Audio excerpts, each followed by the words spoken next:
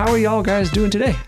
Fantastic. Doing very well. We're really excited to be here with you. No, that's cool. Actually, I had people. So I think I interviewed someone from the Eagles. Last name is Osborne. Kent, yeah. Yeah, I had Kent on. And then I actually had people ask about you, David. I think I contacted you a year ago, but from some email, it was a while back. Okay. Yeah, I think something like that. But man, so quick thing. Y'all guys know where that wellness center is, right? With the gym? Oh, yeah. Yep. So I started taking... We've heard of it. Yeah, I started taking this, there's this cycling, spinning, whatever class, because I was like, man, I need to do some cardio because it's kind of cold outside. So last Wednesday, I signed up for it in the morning. And then when I go in there, it's cool. The class is cool, but it was just a bunch of, it was all women. And I was the only guy, and I was very intimidated.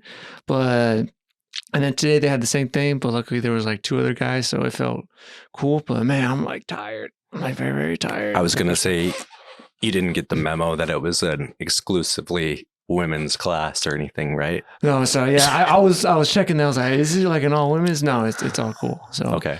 But I did get a little scared. Okay. Yeah, so that was fun. But how was y'all's weekend? It's good. We had a busy weekend. I was busy all weekend. Sweet. And you, David? It's fast. It always goes by fast. You know, we don't have, Monty, we don't have a full weekend. We work a 6-day week, and Sunday is kind of my day to reprieve. I've got 2 boys, so that's kind of my time that I get to spend with them in the afternoon on Sunday. So that's good, but it goes by entirely too fast. I have to try to cram all my tasks into the one day, so it's a bit challenging. Ooh, oh snap! So what do you guys do at the Eagles? Monty, go ahead. As the general manager, I kind of wear a lot of hats.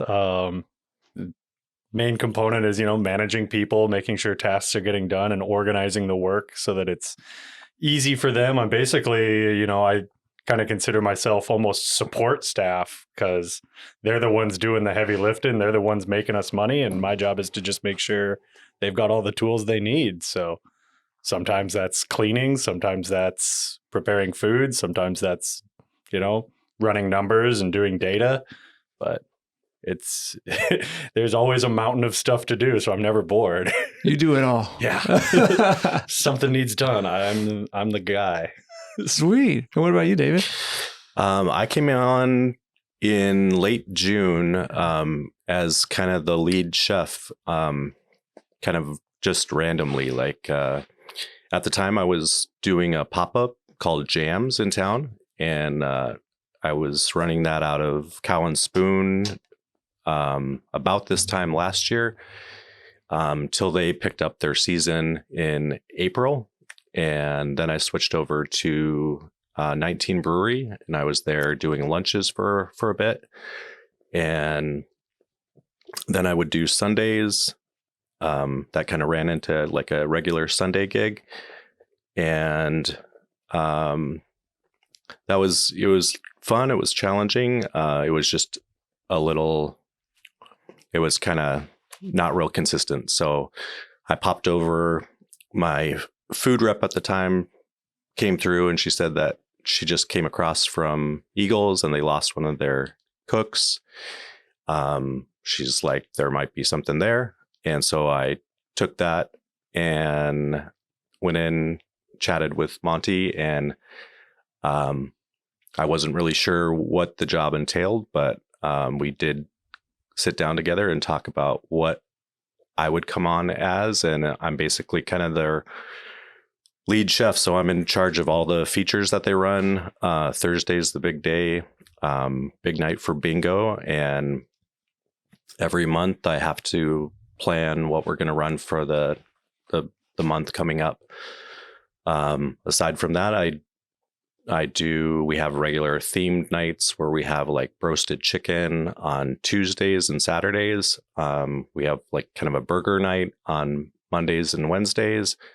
And then not too long after I came on, it was important that we started running lunches too. I had a lot of response from people that, there wasn't a ton of lunch options.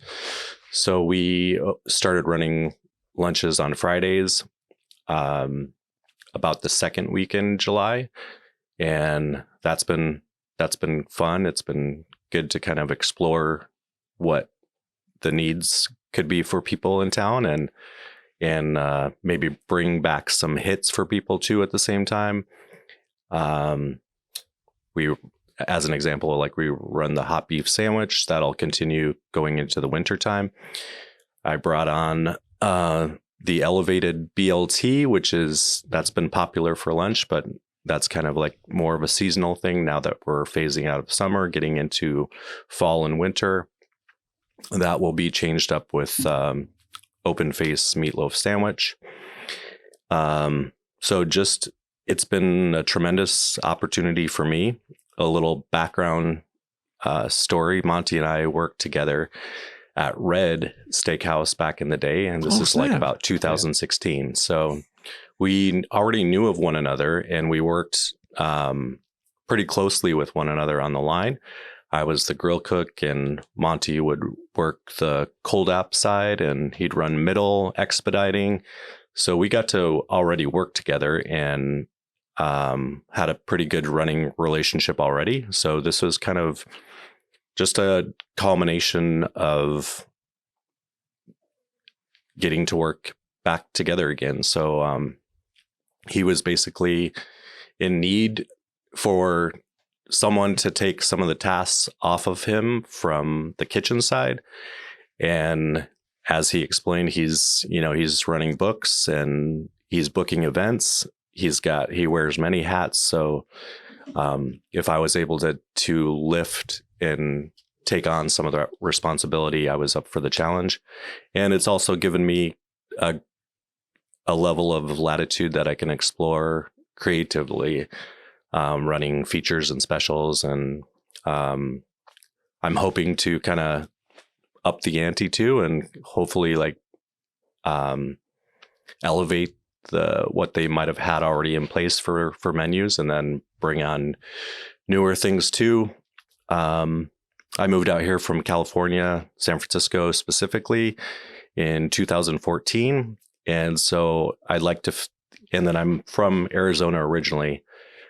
So I'd like to think that kind of my culinary background has a lot of different elements and exposure to different trends and ideas. And I'd like to think that I'm kind of bringing back pieces of that to South Dakota. This episode is brought to you by 5 Star Barbershop. Are y'all guys looking for a place to get a haircut? I recommend 5 Star Barbershop. They're the #1 barbershop in the southeast region of South Dakota. From haircuts, beards, eyebrows, shampoo, you name it. They also offer discounts for students and athletes. I will add their link so you can make an appointment because they get very, very busy. Now let's get back to it. Cool. So yeah, that's cool. That's fantastic. Yeah, thank you. Well, hold on, Monty, how did you get into the Eagles? How did you start that? Well, I was working, like David mentioned, back in 2016. I was working at both Red and Our Pizza, and really enjoying the food scene, the downtown Vermillion scene. I was going to USD, pursuing a business administration degree. Once I got that, the opportunity to get more involved at Our Pizza and become sort of a stakeholder in that came up. So I took that opportunity, and that's when I left Red, and stayed with Our Pizza till around 2018, 2019, when I graduated. Did a short stint in a few other kitchens, but ultimately just kind of knew I wanted more than line cook, fry cook, that type of thing. So put my resume out there and saw that the Eagles was hiring for the general manager position, and thought, it's a good fit. I've been in a lot of bars, I've been in a lot of restaurants, and I've got this business degree, so let's go for it. And thankfully they saw something in me. They've been amazingly supportive of my growth as a individual, both personally and professionally. They do just amazing things for everybody they come into contact with. So that's kind of how I got my foot in the door at the Eagles. And I've been there about 3 years now. It'll be 3 years coming up in February. And it's definitely been a challenging job at times. Like when we were without a chef, that kind of fell to me. Having a lot of kitchen background, like I can, obviously put food out the door, but because of all the other kind of constraints, I wasn't able to really do what I felt was deserved from the food. Like I wanted to kind of take it up a notch and didn't really have the time to properly do that. So I realized I need to bring on somebody who's got the vision, who's got the experience, and invest in them and their success, just like the Eagles invested in me and my success. So that's where David came in. After leaving Red, we saw each other occasionally. I think in like the school pickup line and stuff. I would see you occasionally picking up kids, and I always kind of knew he was like around in the downtown food scene, and I was like always kind of like, I'm always looking for opportunities to like work with people that are a known quantity that I've worked with before, or that have like that pedigree or that reputation in the community. Because there's a lot of people that will apply and say like, I can come cook some hamburgers. But what I really wanted was a chef, not just another line cook. Yeah. And so David came through at a clutch moment. I was pulling a lot of 12-hour days from like 9 a.m. till 9 p.m. And I've got a new baby at home, so I was missing out on that a lot, and it was starting to get to me, and he came in right at the perfect moment, and it's just been a beautiful symbiotic relationship since then. We work together really well. Yeah. Destiny. Yeah. Probably. So how did both of y'all get into the food industry? Because the food industry is, man, that thing is tough. That one's hard. My wife always talks about it. How'd you guys get into it? It's a complicated story, but I've always been drawn to food and cooking specifically. A kind of a backstory too. My dad was a cook, and he was a chef too for a while. So I grew up already in the industry by proxy, kind of with him. And ironically, he's kind of been the figure in my life that's been like, whatever you do not get into this industry. It's very important that you go to school, get your degree, so you don't have to do this kind of work, this manual labor. And so it was always instilled that I do go to college, I get the degree. That was very important. So I did that, and I got a degree in English from Arizona State. And after that, I applied for culinary school.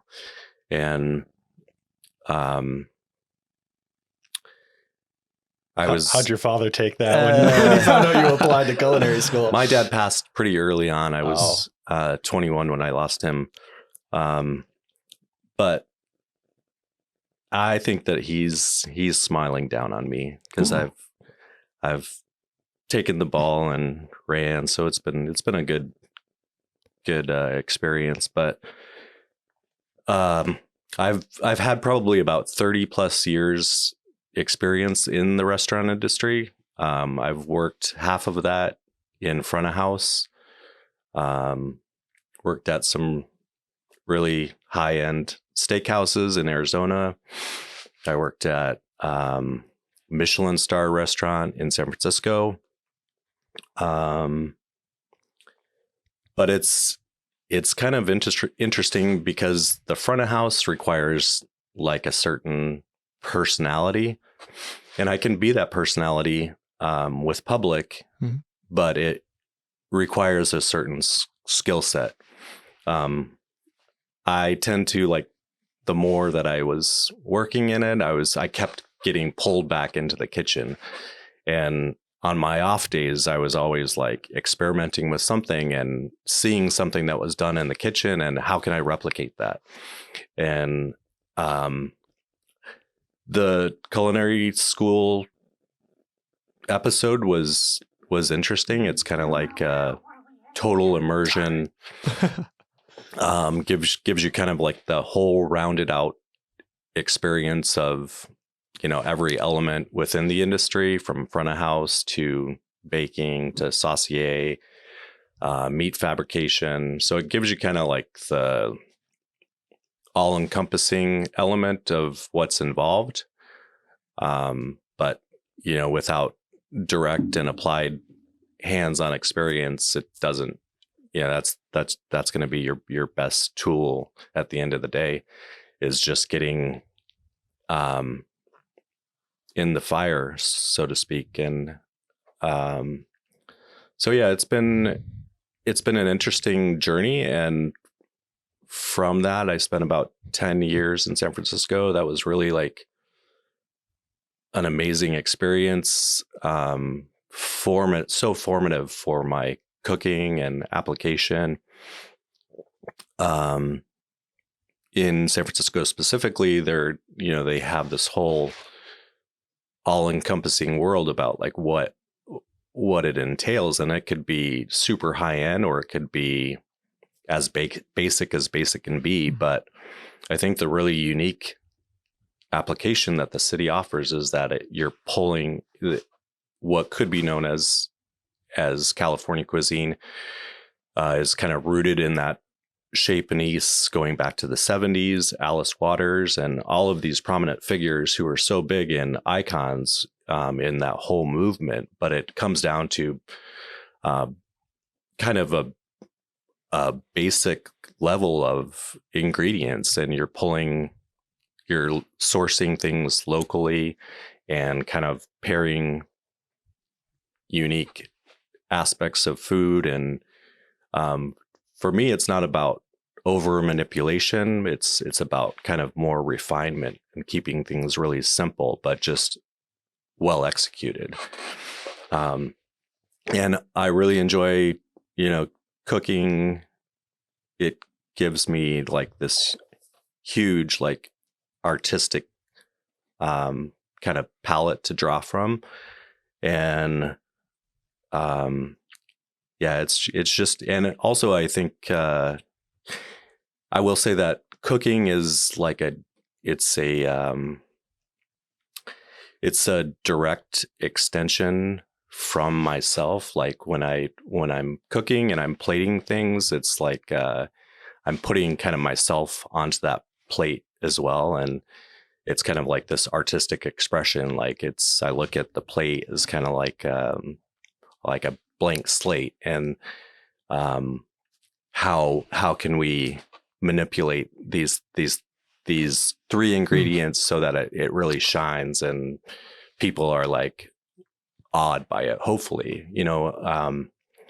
so it's really my heart, without getting too much, that I put so much into it, and I'm almost like following the plate to the guest to see, like, how they're going to respond initial to reaction it. is always the best. Yeah, I want to be like kind of the fly on the wall to see the first couple bites, to see, wow, like I love that. I mean, it's so important that I get that response and release from people, and when I do, it's amazing, and I don't expect it, but when I do receive compliments, it's huge, and it's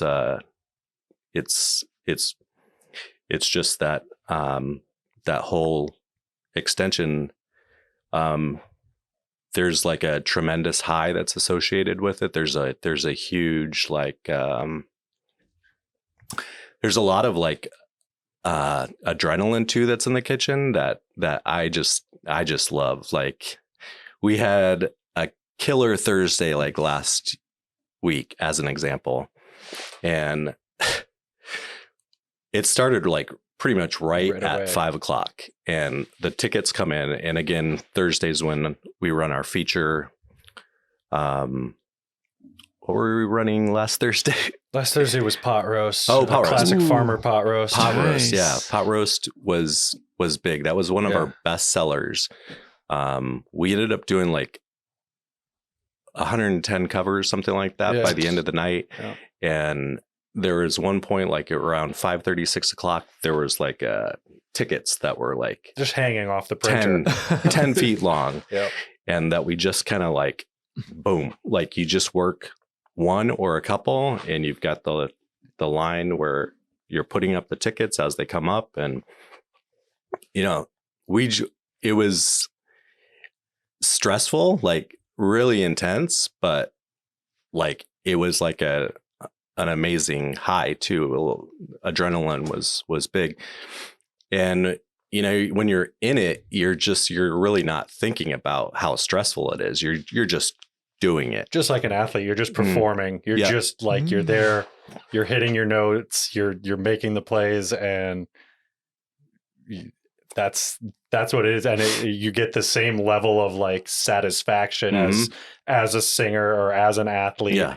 that performs well during a game. You know, you get done with it and you're like, wow, we had a hard night, but we crushed it. We did. Yeah. And it was a really kind of defining moment. I mean, Monty and I will say that we work really well together. It's just like, I kind of know where he is in the kitchen, and Thursday night is our busiest night. So he'll be like, I can take the fryer if you handle the specials, if you could plate up all that. We've got pizzas coming in too. So there's like 10 different things that we have to kind of formulate and then have the food go out, hopefully to the right people and on time. And hopefully the food's hot and we're not waiting for servers to get it out, which can also be challenging.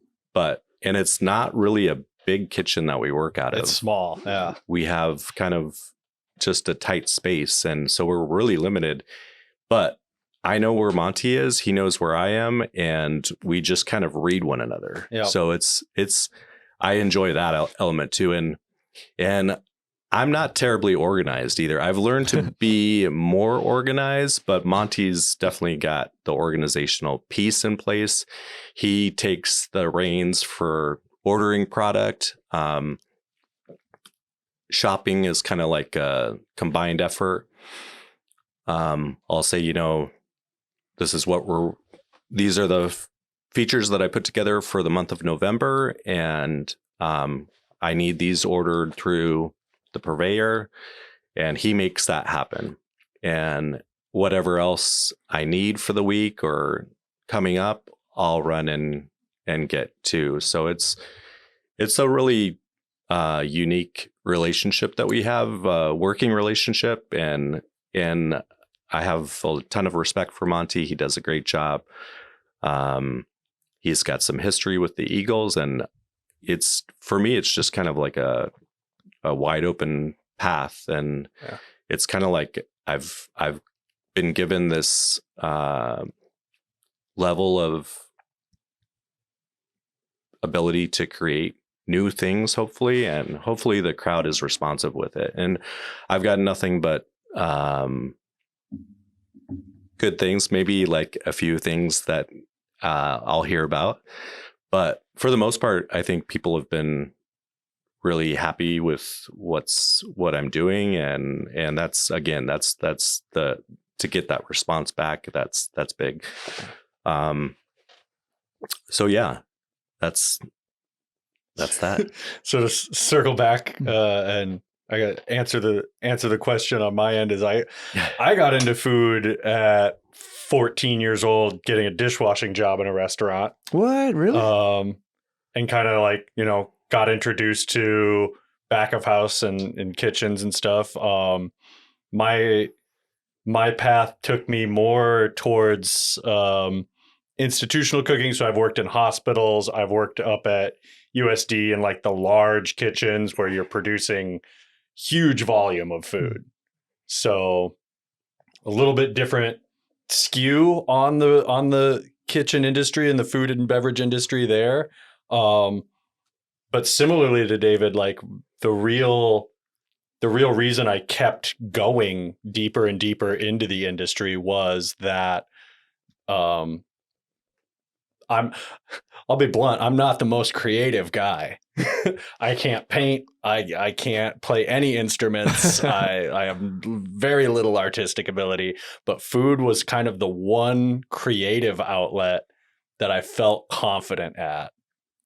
And like you said, seeing the reaction from people, the swell of emotion that you get when you create something that somebody gets to physically, viscerally enjoy, it's huge. And I think as cooks and chefs and everybody in the back of the house, I feel like if you're good at it, it's a high emotion job. It's a high emotion thing, because you are so invested in that creative element of it. So when you get praise, when somebody says, "Man, that's the best steak I've ever had," or the best dish I've ever eaten of that style, that lifts that gives us so much incentive to keep going and keep bringing that to people. Similarly, though, like a lot of back of house people take it very serious, take the criticisms very seriously as well. When somebody says, "Hey, this is undercooked," or "Hey, this isn't how I wanted it," like it's almost personal.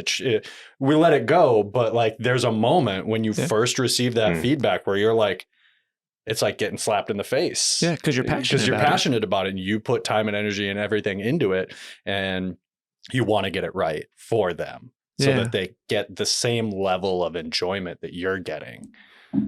With y'all's experience, have you guys ever had those customers or clients that are, like being an ass? Like they're never happens. Always perfect, right? Yeah. Everybody's there with just the perfect attitudes, and everything goes great.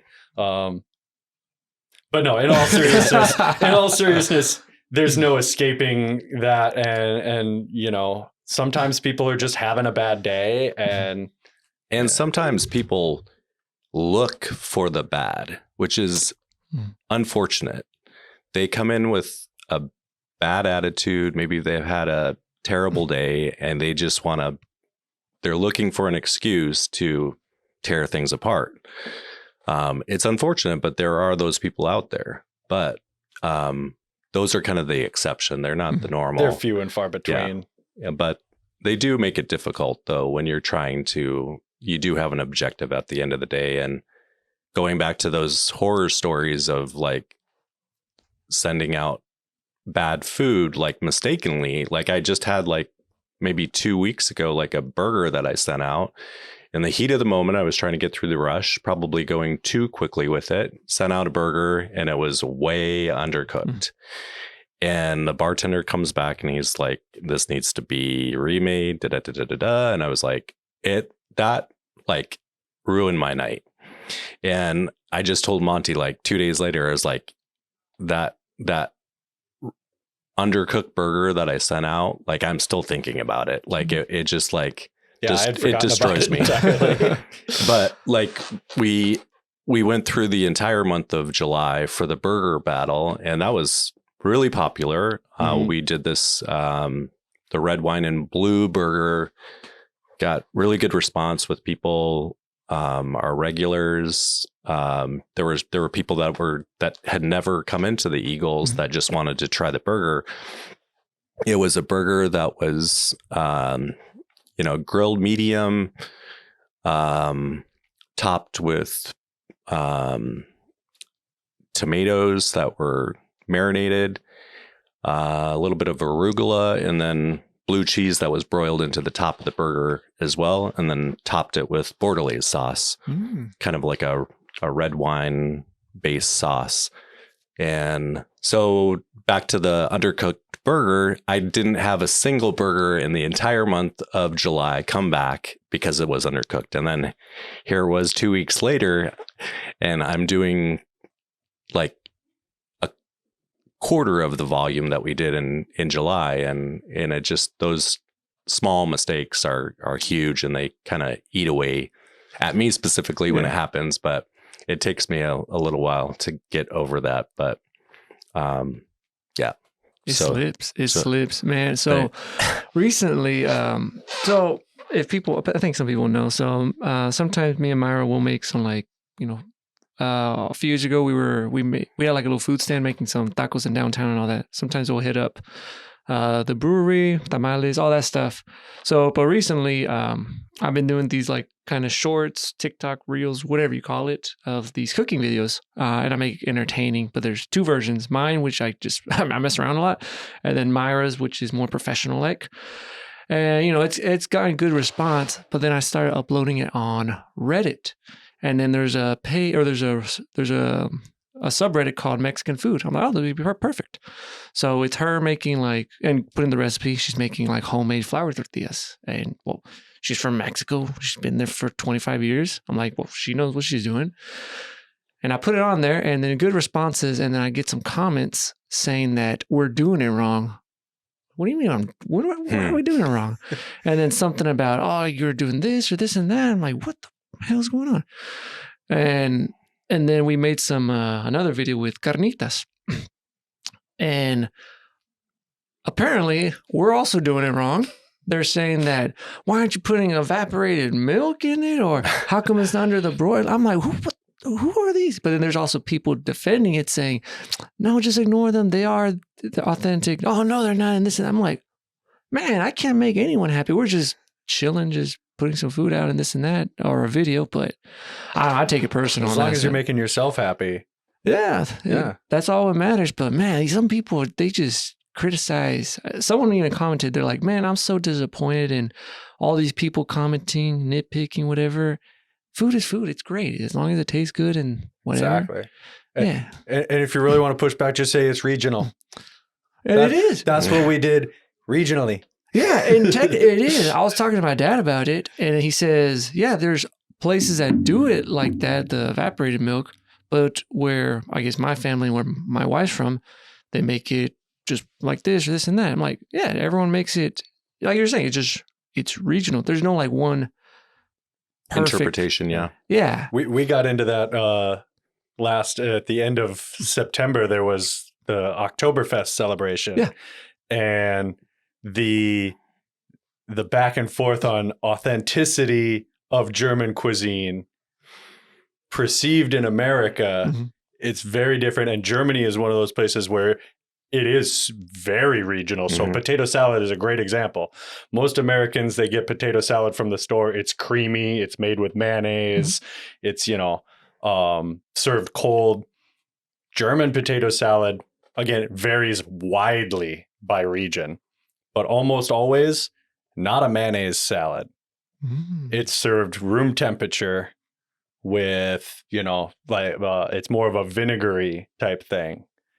And I wanted to be as authentic to the cuisine as I could in creating the menu. But at the same time, you have to balance that with what are people's expectations here? So if you go too far into the like authentic German cuisine, you might suffer a little bit because people just kind of expect one thing and get a different thing. And expectation plays a lot into that, like that level of satisfaction and whatnot. Like if you're expecting a creamy coleslaw type, salad, and you get a vinegary salad, that's maybe not going to hit for you. So there's definitely always that challenge between, like you said, authenticity and regionalism, and then like transporting that over to a totally different continent. America, like over here in America, we have our own expectations on what is German cuisine, what is Mexican cuisine, And so there's always that balance. You're always trying to, like I said, strive to make people happy, to give them that same level of enjoyment. And I think Oktoberfest went really well. We had amazing feedback on the dishes. Huge turnout. Huge turnout. Yeah. And so we're always like, I personally love doing the larger production stuff. Like I said, my background is in those institutional settings where it's no big deal if you've got to make 200 pounds of something. Like, you're just like, oh, well, okay, just bulk up the recipe, scale it up. So Yeah. I had to do that with Oktoberfest. I got handed a recipe for potato salad from somebody who lived in Germany, and it was for, it made like a quart of potato salad. I'm like, okay, we've got to like 25x all of this, scale it to scale it all up. 200 people, and how is it going to work? How are we going to prepare this? Because you can't just use the same implements either that you do with a small batch. True. What other events are you guys gonna have next? I know you guys did the ribs rods. How did that turn out? Awesome. It was probably the best year that we've had, that I've been a part of. An amazing turnout. Again, with ribs and rods, a lot of that is like weather determined, in terms of like, if it's going to be nice, you'll get droves of people. If it's going to be cold and rainy, quarter of the crowd. This was by far like the best experience that I've ever been a part of, in terms of like that sort of element. And it was the most volume that I've ever helped churn out in terms of the amount of ribs that we did. You're literally like putting ribs on and then letting that go for a couple hours. As you're taking those off of one grill, you're transferring it to another, and then a new batch goes on after that. So it was just the sheer production was just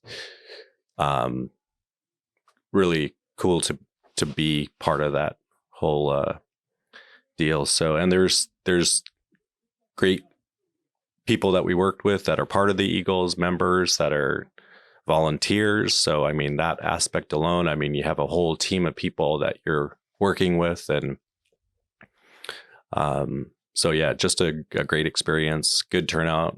And then I think from that, we were so happy that we had connected with you too, with the commercial. Had so many compliments on that. Yeah. So thank you for that. Oh yeah, no worries. It was kind of cool. Actually, it was really cool. Actually, I think most of the footage came from y'all, and it's because you guys had there's a lot of people, a lot of volunteers, the food, and I had a bunch of y'all interview. I'm like, okay, this is cool. But yeah, I was covering, I think I covered almost every food vendor, almost every craft vendor, and there was still more. I just didn't know there was more, and also we ran out of battery.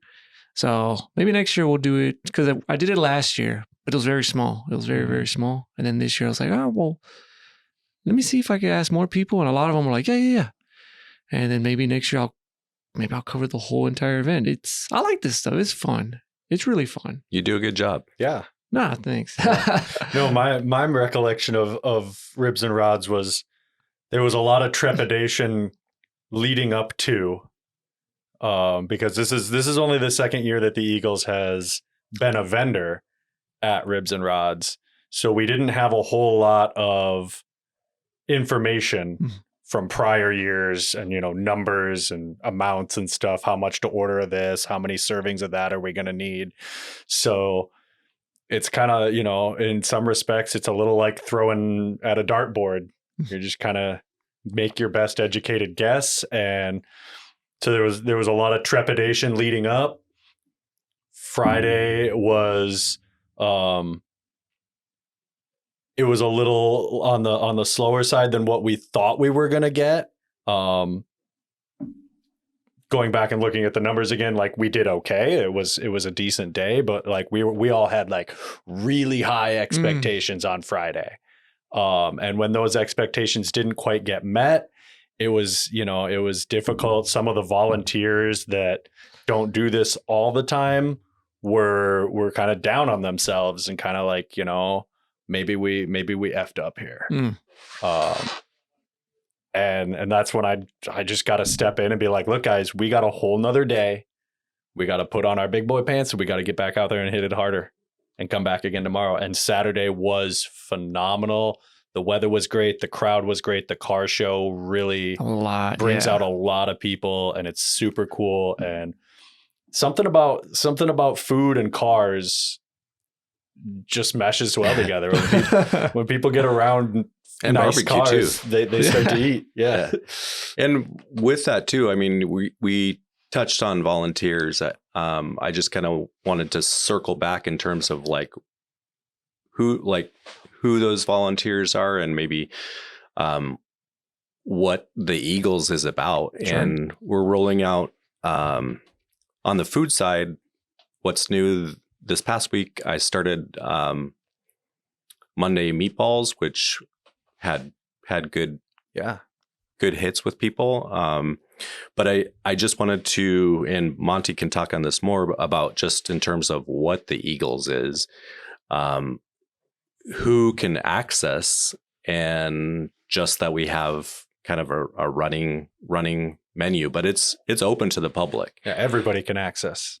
Sure. Which is not always the case. There's other Eagles within the country. Say you go to Wisconsin or something like that.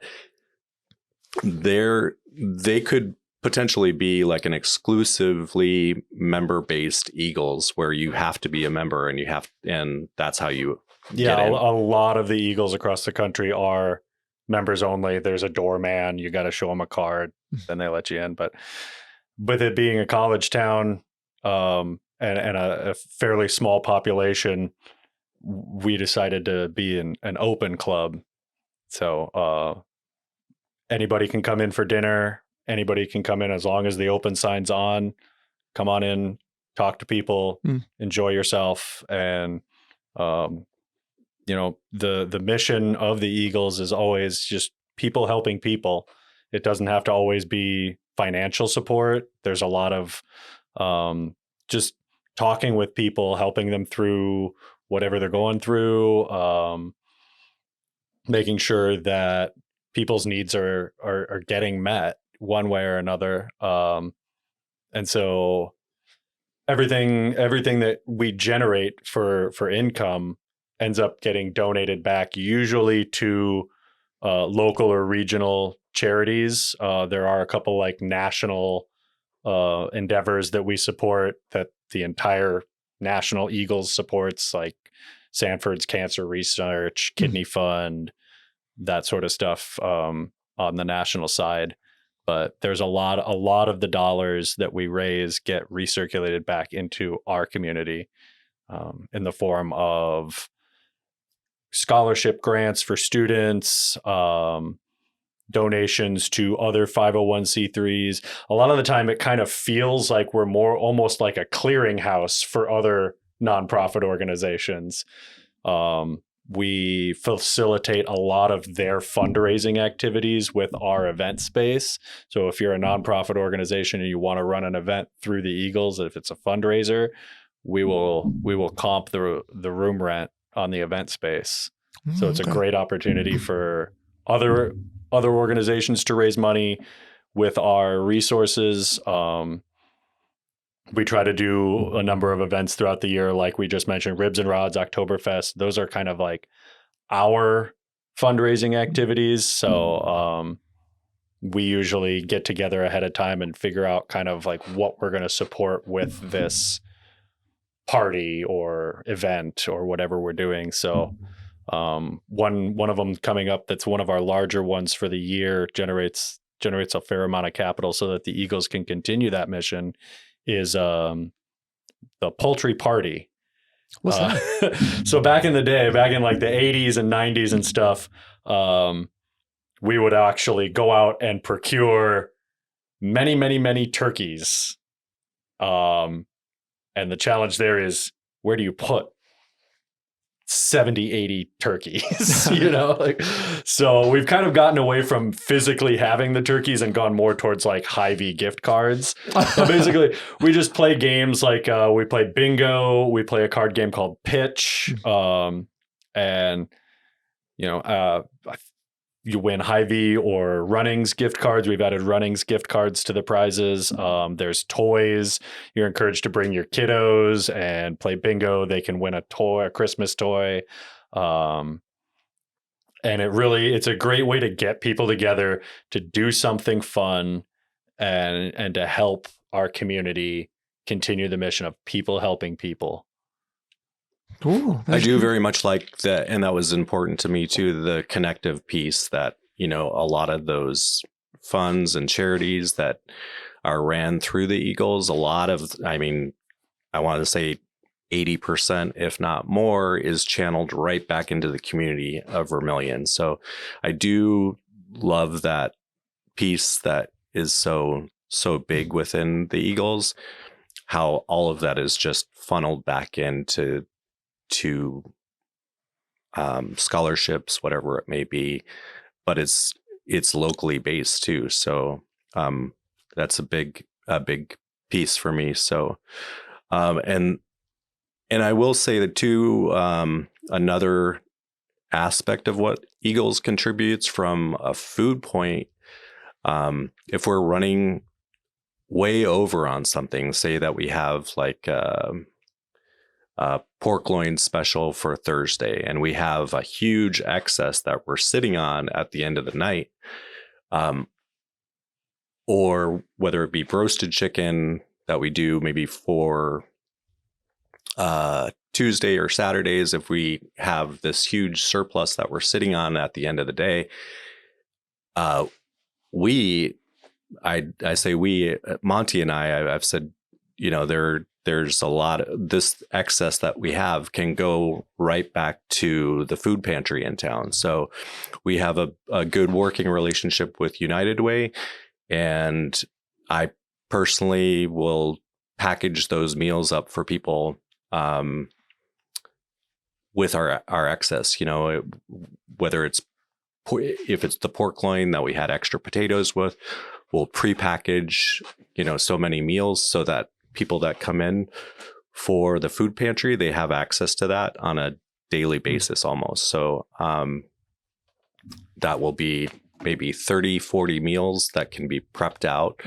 What's good about that is they're just kind of ready to go. So just heat, and then you're good to go. It's not as much about cooking the turkey or whatever and putting that together, but it's actually, but I do like that piece. Yeah. That, there's a lot of people in need right now, and November is kind of that time of year as a reminder. Have you already called the bus? The insecurity piece is huge for people. So that sounds good. Kendra should if be we there can, too in a few minutes. If we Bartender should be there in a few minutes. come in and help out in that capacity, she'll come through the back door. it's good. So do you guys have any plans for Thanksgiving or Christmas time? What do you guys do over there? As far as the Eagles, this is my first getting into the holidays. So any exciting plans, Monty, for the holidays? That Eagles does, like Thanksgiving and we are Christmas. We are partnering up this year for this, again, second year running on the welcome table Thanksgiving meal. So that'll be at the Eagles Club. And that's part of United Way too, the welcome table. I would have to look at the date specifically, but I want to say off the top of my head that it's like the Tuesday before Thanksgiving. Yeah, recently I've been going to the welcome table because Dana, they've been doing some of the stuff, and we'll head there. And I'm actually like very surprised. I'm like, whoa, snap! First of all, I'm getting good food, and it's free, but it's great because they're also helping out. If people want like a free meal, they could go and this and that. Which I guess recently now, because all this stuff that's been going on for the past month, people are trying to find ways to save some money or this and that. Have you guys had like people ask or like, hey, what are you guys going to do, or try to help out with community or stuff like that lately? Or not yet? We haven't been approached as of yet about, food insecurity, but I do know that is on the rise with everything going on. You don't have to go very far to hear about the lack of food or Or what the lack programs of are being cut. resources. Yeah. I don't want to dive into too political of a thing, but we're definitely supporting everybody as much as we can. Another thing that we do pretty much year round is Sunday Fun Day. It's just a members provide a potluck style thing. It's free will donation. Come down and watch some football, eat some food, and just have community and fellowship. And I think that aspect too goes a long way in supporting the financial side of it. Has to also have that like human connection side of things too. For both things have to be going on for an organization like ours to work. Yeah. So No. Sunday Fun Days, other holiday specific things. We do have a Christmas party every year. It is one of maybe 2 or 3 events in our calendar year that are members only. So little encouragement for anybody listening or watching to think about joining the Eagles. It's not a difficult process at all. We'd love to get more people involved. The more people that get involved, the happier everybody becomes. It's about fulfilling a need for people, for community. So if you're thinking that you've got some free time, or you've got some energy that needs to get worked out somewhere, or you just want to connect more socially with people, the Eagles Club, we'd love to see you down there. And like I said, there are a few members only events a few times a year, the Christmas party being one of those events. We always put on a pretty good spread for the members. Sweet. Why would someone want to be a member for the Eagles?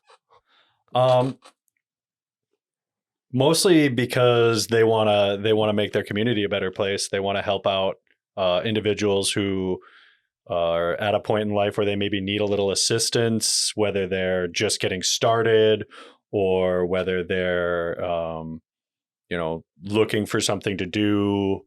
They're maybe need more of a social outlet. There are benefits to membership on the bar side. So there's a few like bar games where you can win free drinks and stuff that you have to be a member to play. Those are kind of tangential benefits. The main benefit to joining the Eagles is that you're going to be part of an organization that is actively bettering the community as a whole, individuals' lives, like on a one-on-one basis, and bettering your own life, so that when we get to the end of the road, we get to say that we did some good in the world, Or maybe it's a charitable cause that you are personally struck with, that maybe you or your family is going through, whether it be breast cancer or Alzheimer's, those sorts of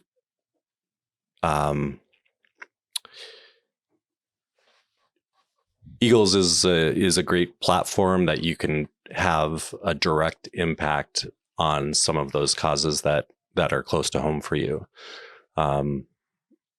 So yeah, I think if it's something that you're so passionate, not only will that be funded or could be on a local level, but on a national level as well. Yeah. So it's kind of, it's a great opportunity to have that connection. Yeah, I think it's great what you guys are doing. It seems very impactful. That's the word. And we're getting close to that hour mark. Is there anything else you guys want to give? Where can people find y'all? Anything y'all guys want to shout out? So we are on Facebook at Vermillion Eagles Club. We also are on Instagram. You can stop down to the club at 114 West Main Street. We're right across the street from 19 Brewery. Yeah, that's our socials. I'd like a shout out for Meatball Mondays. Yes. Going into our second week here coming up. We're open for lunch Fridays from 11:30 to 2. Saturdays we're open for lunch from 11 to 2. Again, part of the reason why we're here is we're open to the public, and it's a good spot for great food, and hopefully you'll have a good time too. So it's a good spot, and we're people with good hearts. Yep. And if you need to book a party or a wedding, anniversaries, we take pretty much anybody's business. I like that. Sweet, cool. All right, I think this is where we should end it. But yeah, I do want to thank y'all guys so much. Thank you. Appreciate it. Thank you.